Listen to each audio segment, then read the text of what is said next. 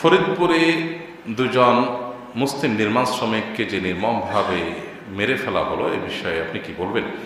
দেখুন, ফরিদপুরের ঘটনা আমরা দেখেছি, আপনারা অনেকে শুনেছেন এবং দেখেছেন সোশ্যাল মিডিয়ার মারফতে, বিভিন্ন মিডিয়ার মারফতে, যদিও বিস্তারিত খুব বেশি আসে নাই।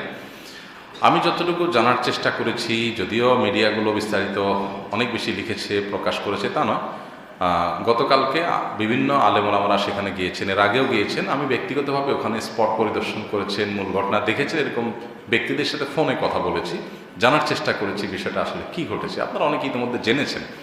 সেখানে মূলত একজন, আমি যতটুকু জানতে পেরেছি, এটা জাস্ট আমার ব্যক্তিগত পর্যায়ে জানাশোনা, যে একজন ইউনিয়ন পরিষদ মেম্বার যিনি হিন্দু ধর্মাবলম্বী, তিনি সেখানে নির্মাণ যেখানে হচ্ছিল ওই জায়গা থেকে চাঁদাবাজি করছেন, কাজে বাধা সৃষ্টি করছিলেন।